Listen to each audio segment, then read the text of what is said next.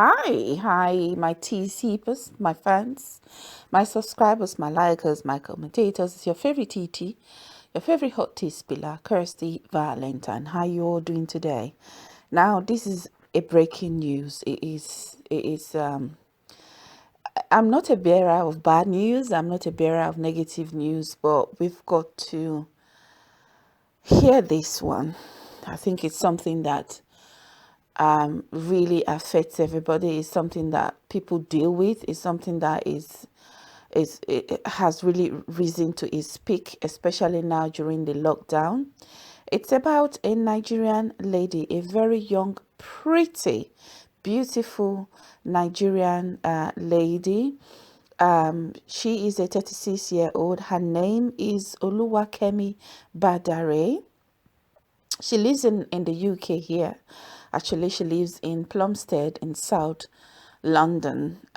She has been charged with the mother of her 4-year-old son. The name of this beautiful innocent child is King's Wealth Bayode. Apparently, she allegedly drowned him in a bath in their home in Plumstead, and the child was reported and discovered lifeless on Sunday, December 27th. It only just happened over a week ago. That was like 2 days after Christmas, just before the new year. Badare, who has been held at Bronzefield Prison, was represented by a lawyer for the 10 minutes administrative hearing at the Old Bailey last week. The court was told that the emergency services were called to the address in Invermore Place on Sunday, shortly after 8 a.m., where the boy was found dead. Badare was arrested at the scene and taken into custody before being charged. She subsequently appeared at Bromley Magistrate Court on Monday and was remanded in custody. A post-mortem was later carried out on the corpse of the boy a few days ago. Judge Anthony Leonard QC listed the case for a plea hearing on March 17. So you've heard that. That's the news. Apparently, this incident happened 2 days after Christmas, just a day after Boxing Day, which should have been last week. I think that would have been the last Sunday in December, just before the new year. It is so unfortunate that this thing has happened to this beautiful young lady. If you go to one of her social media platforms, she has done a lot of videos about, we could see her painting her bathroom. We could see her bake a cake and feeding her son. And her son, Kingswell, the late Kingswell, may his soul rest in perfect peace. What a beautiful, handsome young man and an angel he was. May his soul rest in peace again. My condolences goes to everyone that are close to this lady. They must be going through a lot right now at the moment. You could see her baking cake and playing with the child in their home in the kitchen, and she was finger feeding him with the cake, trying to encourage him to eat the cake, and it was a very, very happy moment. It's so unfortunate. It's been reported that she had kind of like depression. That's allegedly depression. The we I'm a key worker, and I work in the housing social services sector in the government, and I know that during since last year, since the lockdown of last year, with the coming in of coronavirus, we've had high cases of homelessness, spousal abuse, and we've had high cases of mental instability. When we say mental instability, we don't mean somebody who goes naked in the streets looking dirty and tattered and screaming and shouting. There are different stages of mental illness. When somebody suffers from depression, it doesn't necessarily mean that they might have to they might have to be injected, they might have to be sectioned, That's no. All they need is to go for counseling, where they will get support. They need somebody to talk to. They need a counselor. They need a professional counselor who specializes in the kind of mental illness, which is depression, and they could live normal lives. I mean, it's not like when you see them in the street, you know they are depressed. A lot of people suffer from depression. It depends on the level of depression. They really do get help. Some are under medication. Some don't need to go under medication. Some of them actually need counseling and guidance continuously, continuous counseling and guidance, just to help them, overcome it. And some actually overcome it and live a normal life. So what is the issue now is that she's still in custody. She's gone to according to report, she was at the Old Bailey last week, and an autopsy have been carried out on her young son, and it's the case has been brought forward to March 27. I don't think she'll be put in life imprisonment. I don't think she will have any harsh sentencing, because it's not something that she is depressed. She has a depression is part of a mental illness. So I think she'll be taken in for compulsory treatment. She will go for compulsory treatment. She'll be allowed to live a normal life, but I mean, going for compulsory treatment and monitoring will be part of her daily life and lifestyle. You see, a lot of our people suffer from this illness, depression. Every day you hear of people murdering their wives, gunning down their family. There was a case that happened in Texas last week or 2 weeks ago, where a top American trained Nigerian medical doctor strangled his wife to death, tried to take the lives of his two twin sons. He was not successful. He went in and hung himself. They had issues as well. The coronavirus have really put a lot of family to the test, have really pushed them beyond the wall, and it's really on the rise. And in the Nigerian community, in so many African communities, depression, when you talk about depression, they're not aware of it. They either it's swept on, maybe swept. It's not I don't know if they want to come to terms with it, say it's real, because I know that a lot of women actually have this postnatal depression or something like that after having babies. And I know that years ago, when I was growing up, they had a lot of midwives. They had women who specialized, traditional women who specialized in taking care of pregnant women. And after they've had babies, there are herbs they give to them, water, prepared water they use for bathing, massage. There's certain kind of food they eat. They help, there is that support unit back home in Africa, where we come from. But when you're here, basically you're on your own. That family support, that guidance, the traditional care you get from the grown elderly women in in your family, it's not there. So you're on your own. So it's not easy to cope, especially when you are a single parent. I don't know, we don't know the cause of her depression, but I mean, if you go to her social media platform, she has written a lot of sensitive, write-ups, very sensitive, not, I mean, I would say kind of like sensitive, or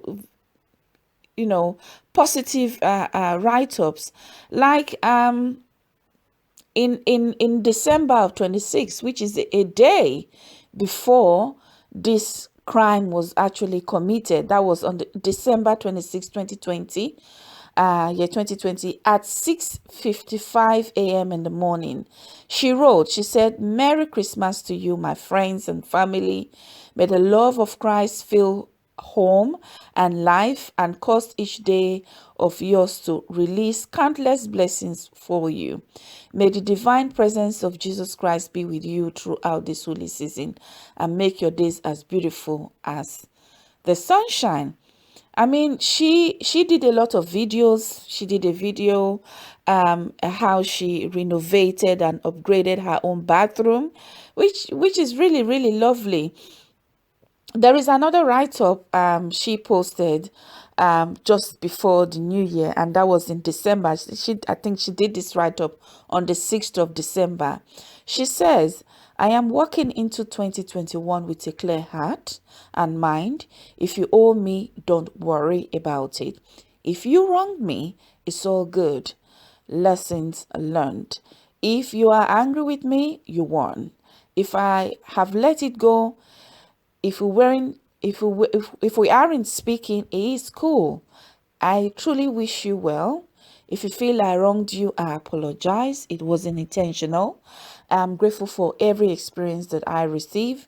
Life is too short for pent up anger, holding of grudges, and extra stress or pain. There is to Here's to 2021. Remember, forgiving someone is for you. So don't block your blessings. Make 2021 a year of positivity and a season of forgiveness. I mean, this is one of the write-ups, and she also wrote another one. She says, a man can love you crazily and still cheat. Never let cheating be the reason why you are leaving your home, because cheating is a man's culture. She wrote that somewhere around the summer of last year, 2020. She is a very intelligent lady. She's posted a lot of videos. She's talking about well-being, how to deal with people. She's talked about a woman a woman's vulnerability, and the pastor and the church. If you go to her social media page, she's quite an intelligent young lady, very pretty, very fashionable. You can tell she really takes care of herself and her son. I mean, for her to have done this allegedly, I will keep saying allegedly, it must have, she must have been going through a lot. Sometimes you see people, you don't know what they are going through, especially now. With this lockdown, COVID-19, a lot of people have been going through a lot.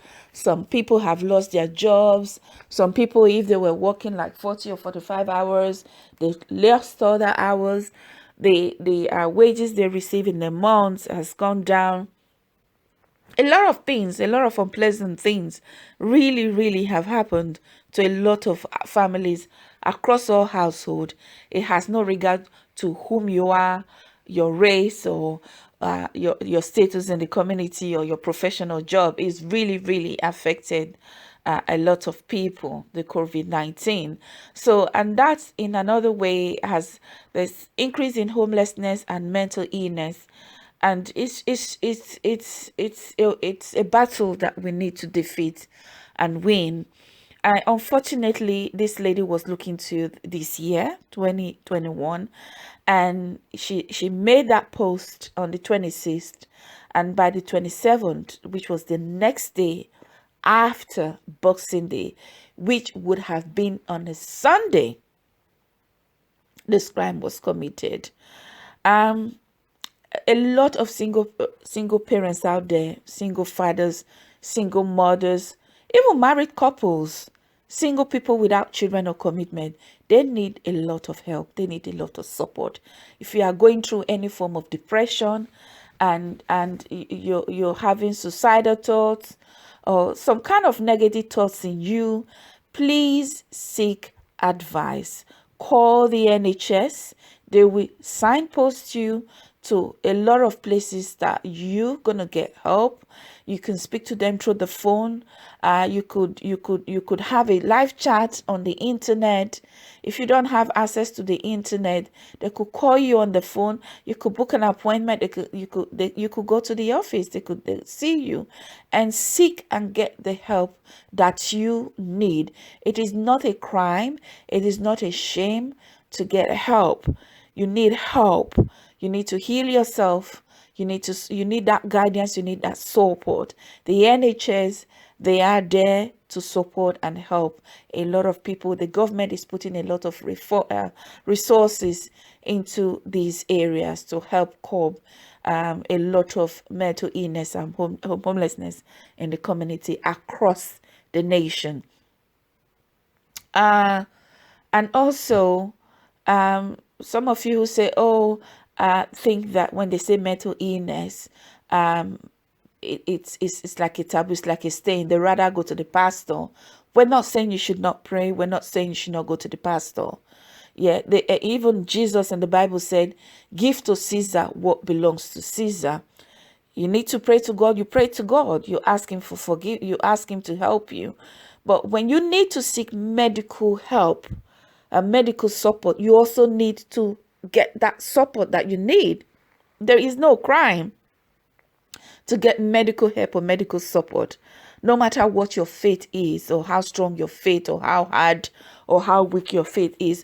God is not going to be angry with you if you seek medical support or counseling. There is nothing wrong with it. God is not going to be angry with you. It doesn't mean you don't have faith in God. It doesn't mean you are a sinner. Give to Caesar what belongs to Caesar. Christ said that. So you can combine both together, being a Christian and praying to God and having faith and believing in having spiritual healing, as well as going out there to get medical help, support, and healing and counseling. You need that as well, because I know that as a single woman myself, as a single parent myself, I know what I went through. I know the challenges. I know the mental torture. I know the emotional torture. But if you are not strong, if you don't have God in you, you can't cope.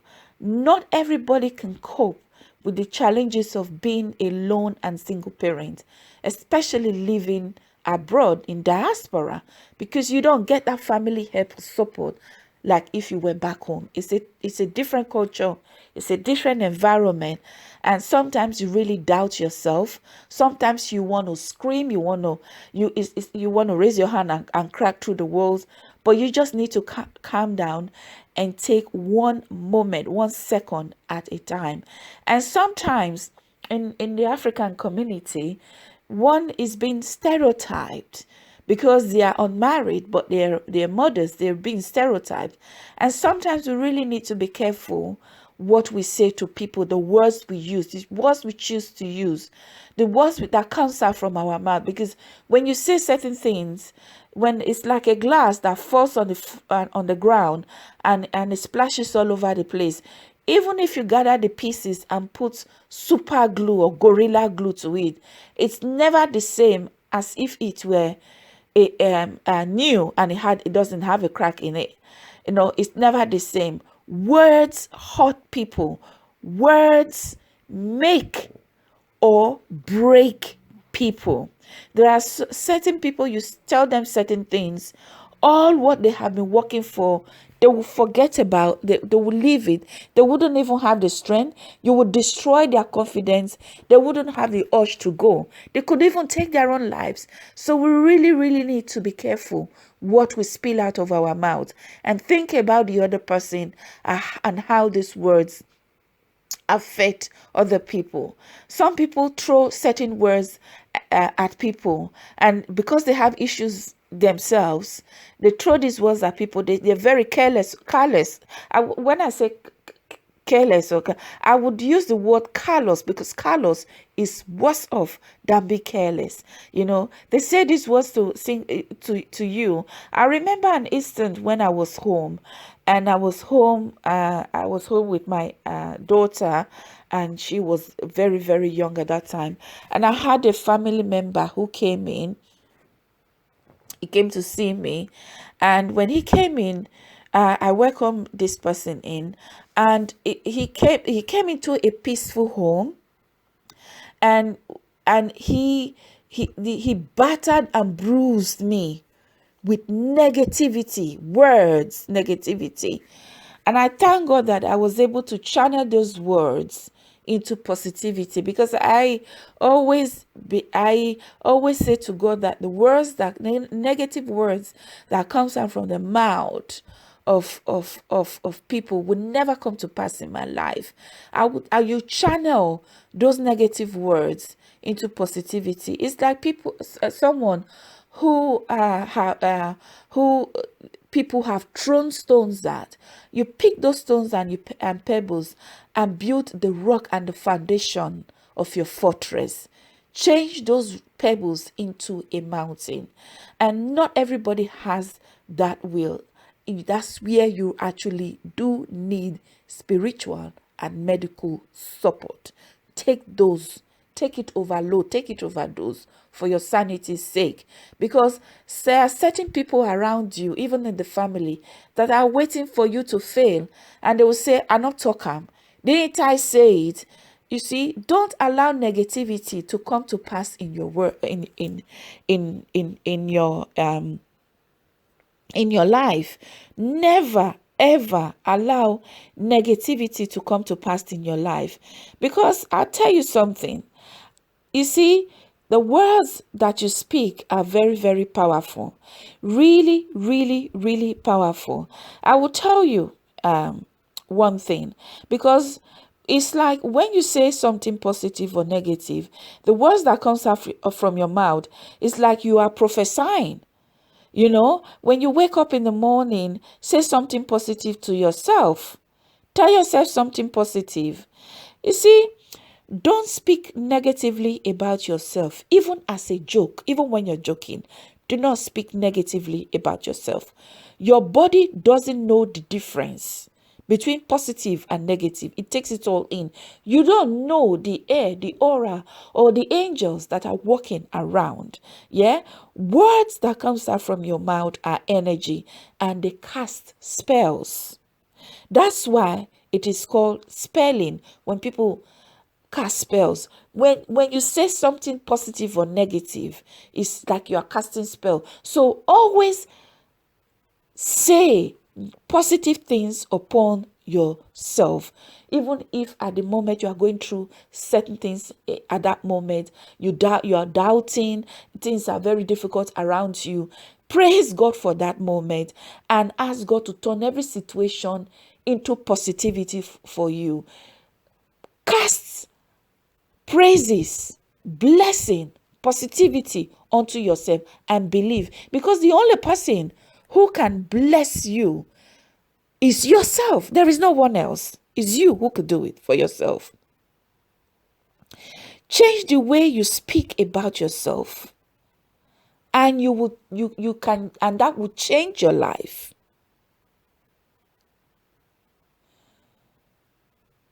You know, that will change your life. Don't speak negativity about yourself, not even as a joke. The words that comes out from your mouth is strong energy. Change the way you speak about yourself, and you can change your life. What you are not changing, you are also choosing. Believe in you. The most person who can believe in themselves is you, and there is nobody else. So, as I was saying, this relative, very close friend of mine, came in, and this person asked me. He said, after saying,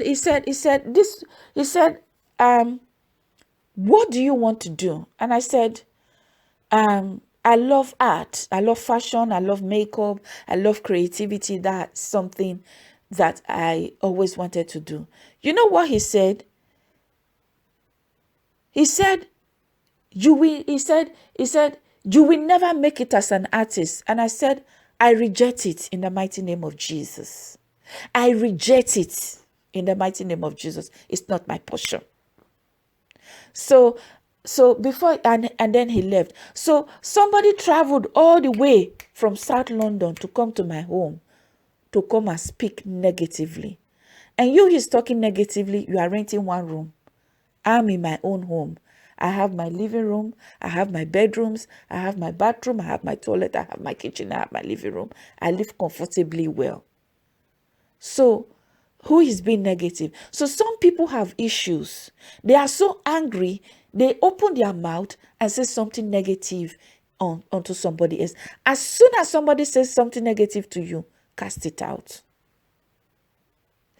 This is why we have to be careful what we tell people. This is why we have to be careful how we categorize ourselves by marital status or not. Because in the African community, you will see that the attitude of people towards married people is different from the attitude they have towards someone who is a single parent.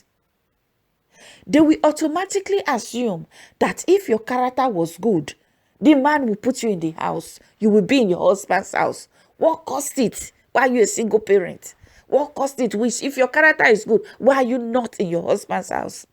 If a woman is married, it doesn't necessarily mean she has the best character. And if a woman is not married, it doesn't mean to say she has a bad character. There are so many men, if they tell you what they are enduring in the house of their wife, you will say, why don't you run out? But they stick to that marriage because they want it to work. So we should be careful what we tell people. We don't know. I'm not saying somebody told that lady something, but you don't know what she has been enduring that made her to see that red light, that something triggered her. Because if she posted on social media, on the 27th, on the 26th of December, a day before this unfortunate incident happened, and she said, Merry Christmas to you, my friends and my family. May the love of Christ fill home and life and cause every day of yours to release countless blessings for you. May the divine presence of Jesus Christ be with you throughout this holy season and make your days as beautiful as sunshine. And then she put the icon, love, love, love 3 times. She posted that on the December 26, 2020 at 6:55 a.m. few hours before the incident happened, because the paramedics and the police got into her flat in the morning and they saw her son dead in the bath. So I want to seize this opportunity to say we should watch out for our neighbors. There are so many telltale signs. Sometimes you feel scared to do that because, especially in England, everybody mind their business.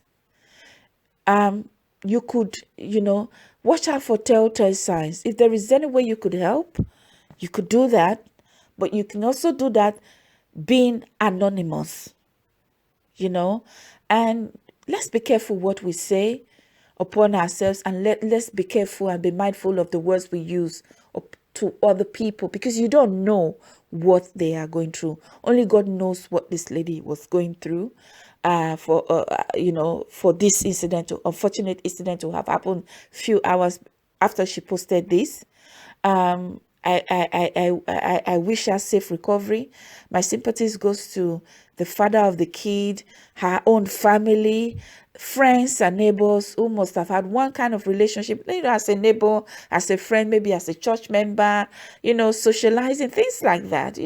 Sometimes we think we don't have family. We'll be surprised the people that know us. My sympathies goes to these people. And I pray that the soul of her son, Kingsworld, rest in perfect peace. I hope she gets the support and help that she truly deserves. So thank you very much, my hot tea sippers. Your favorite baby, your favorite TT, Kirsty Valentine. Thank you.